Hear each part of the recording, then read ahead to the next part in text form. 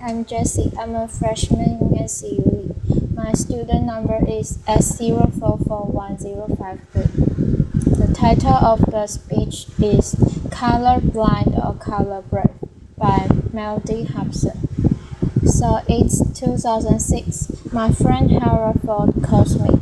He's running for U.S. Senate in Tennessee. And he says, Mellody, I desperately need some national press. Do you have any ideas? So I had an idea.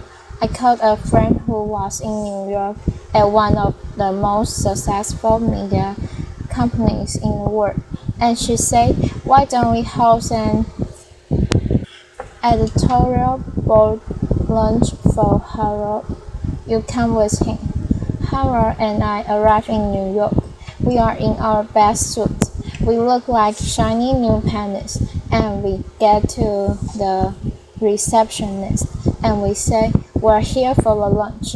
She mentions for us to follow her. We walk through a series of corridors, and all of a sudden, we find ourselves in a stock room. At which point she looks at us and she says, where are your uniforms? Just as this happens, my friend rushes in. The blood drains from her face. There are literally no words, right? And I look at her and I say, now, don't you think we need more than one black person in the U.S. Senate? Now, Harold and I applause. We still laugh about that story, and in many ways, the moment caught me off guard.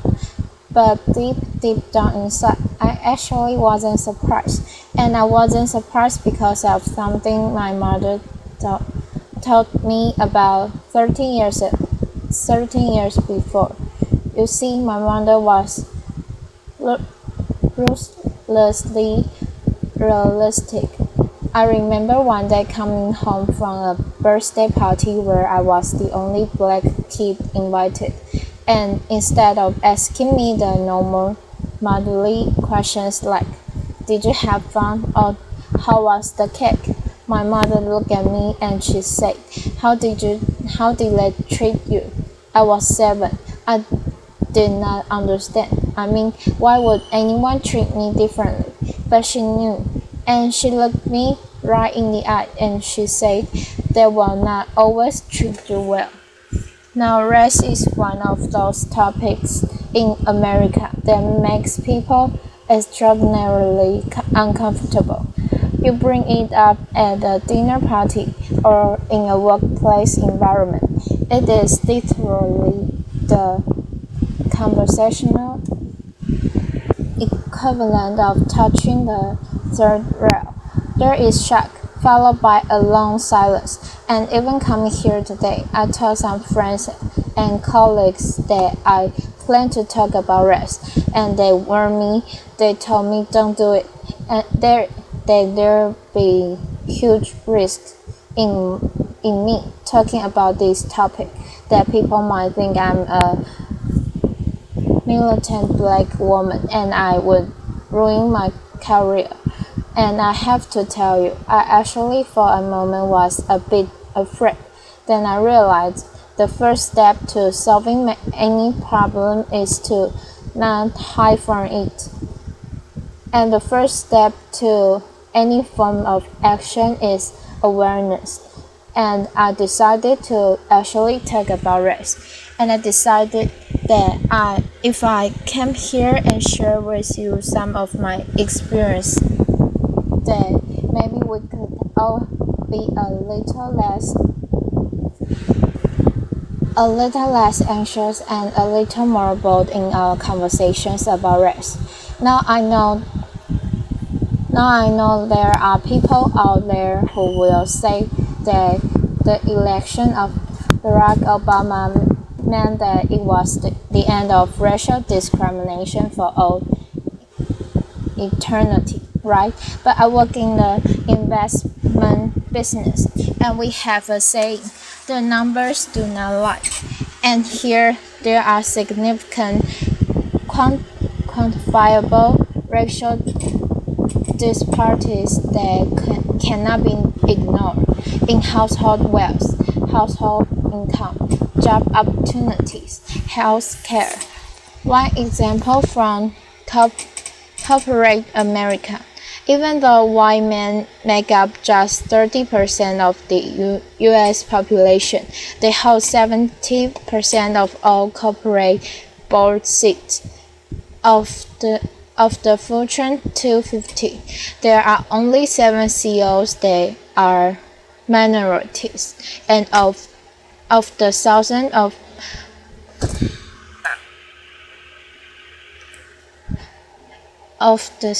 thousands of publicly traded companies today, only 2 are chaired by black women, and you're looking at one of them, the same one who, not too long ago, was nearly mistaken for kitchen help. So that is a fact. Now I have this thought experiment that I play with myself when I say, imagine if you walk you into a room and it was a major corporation like ExxonMobil, and every single person around the ballroom were black. You would think that were weird. But if I walk you into a Fortune 500 company and everyone around the table is a white male, when will it be that we think that's weird too? And I know how we get here. A plus. I know how we got here. There was institutionalized, at one time legalized, discrimination in our country. There is no question about it. But still, as I grapple with this issue, my mother's question hangs in the air for me. How did they treat you?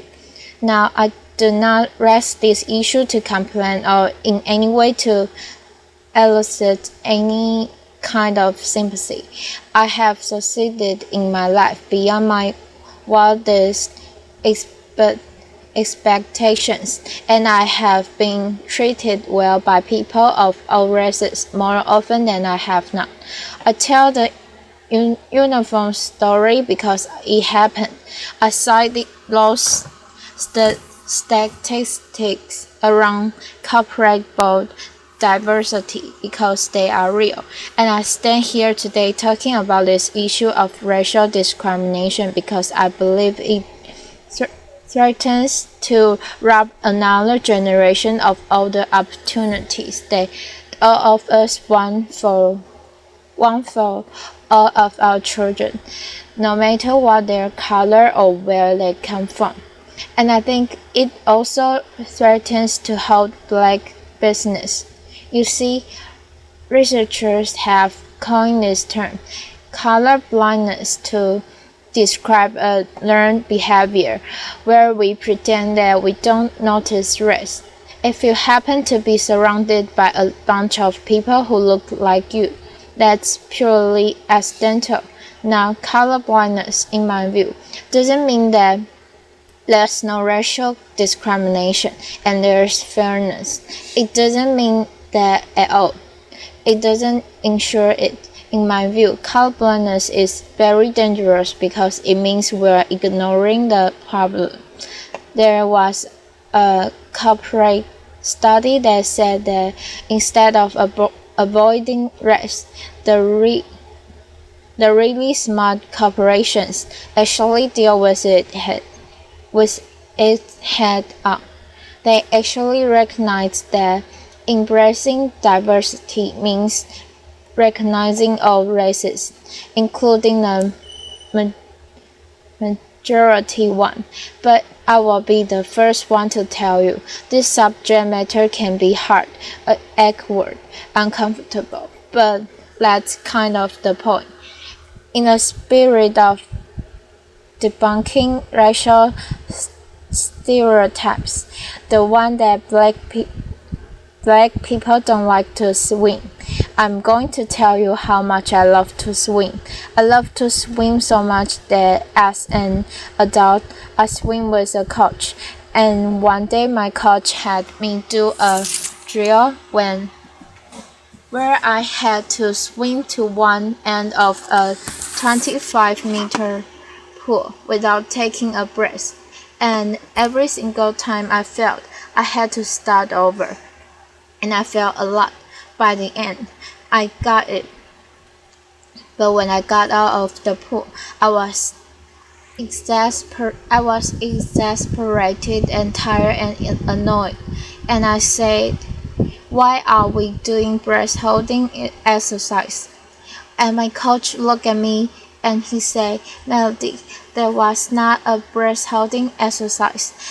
The drill was to make you comfortable being uncomfortable, because that's how most of us spend our days. If we can learn to deal with our discomfort and just relax into it, we will have a better life." So I think it's time for us to be comfortable with the uncomfortable conversation about race. Black, white, Asian, Hispanic, male, female, all of us. If we truly believe in equal rights and equal opportunity in America, I think we have to have real conversations about this issue. We cannot afford to be colorblind. We have to be color brave. We have to be willing, as teachers and parents and entrepreneurs and scientists. We have to be willing to have proactive conversations about race with honesty and understanding and courage. Not because it's the right thing to do, but because it's the smart thing to do. Because our business and our product and our science, our research, all of that will be better with greater diversity. Now, my favorite example of color bravery is a guy named John Skipper. He runs ESPN. He's a North Carolina native. Quintessential Southern gentleman, white. He joined ESPN, which already had a culture of inclusion and diversity, but he took it up a notch. He demanded that every open position have a diverse slate of candidates. Now he says the senior people in the beginning bristled, and they would come to him and say, "Do you want me to hire a minority, or do you want me to hire the best person for the job?" And Skipper says his answers were always the same: yes. And by saying yes to diversity, I honestly believe that ESPN is the most valuable cable franchise in the world. I think that's a part of the secret sauce. Now I can tell you, in my own industry, at real investment, we actually view our diversity as a competitive advantage, and that advantage can extend way beyond business. There's a guy named Scott Page at the University of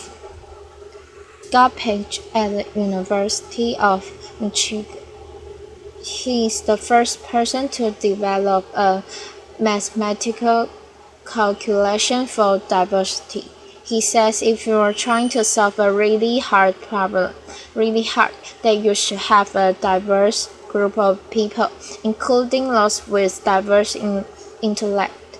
The example that he gives is the smallpox epidemic. When it was ravaging Europe, they brought together all the scientists, and they were stumped.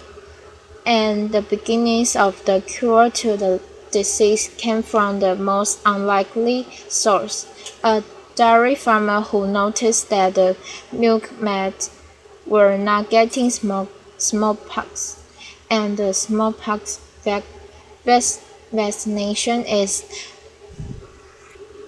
bovine based because of the dairy farmer. Now I'm sure you are sitting here and you are saying, "I don't run a cable company. I don't run an investment firm.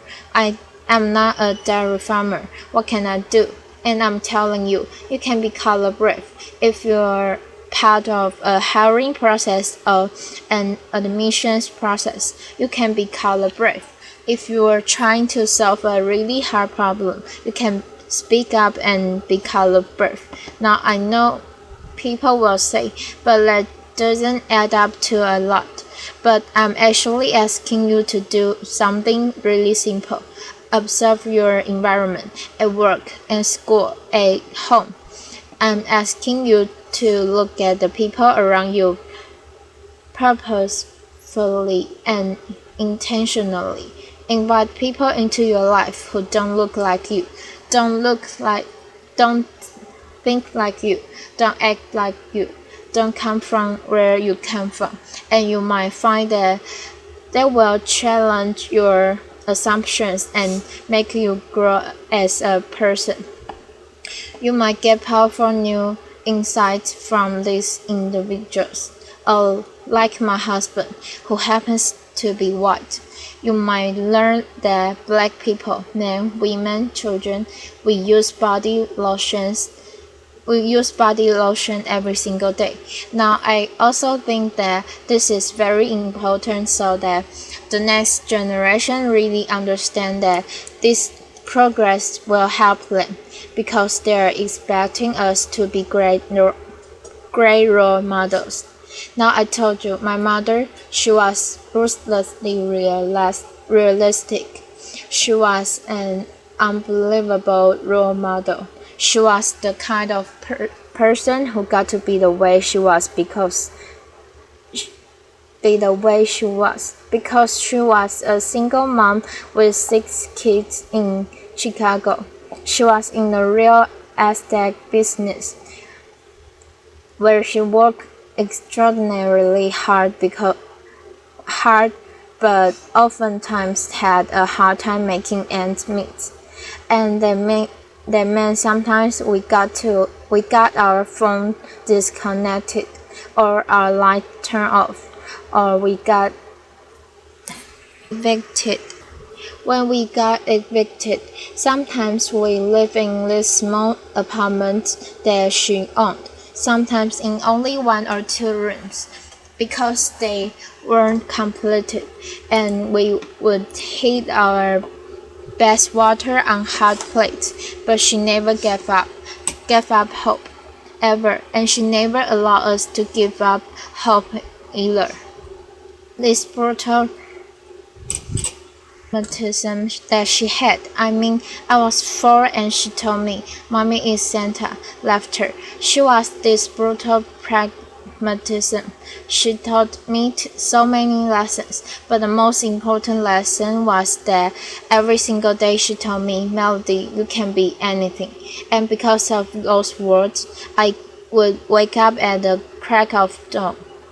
And because of these words, I would love school more than anything.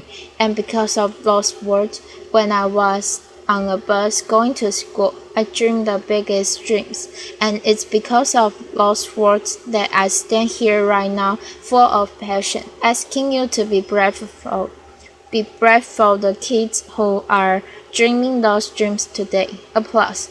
You see, I want them to look at a CEO on television and say, "I can be like her," or "He looks like me."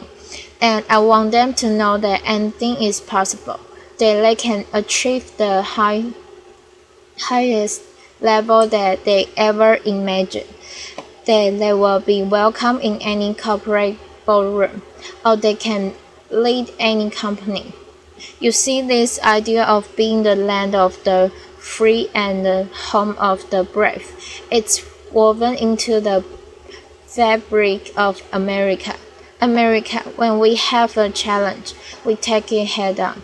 We don't shrink away from it. We take a stand. We show courage. So right now, what I'm asking you to do, I'm asking you to show courage. I'm asking you to be bold. As business leaders, I'm asking you not to leave anything on the table. As citizens, I'm asking you not to leave any child behind. I'm asking you not to be colorblind, but to be color brave, so that every child knows that their future matters and their dreams are possible. Thank you, applause. Thank you, thanks, applause.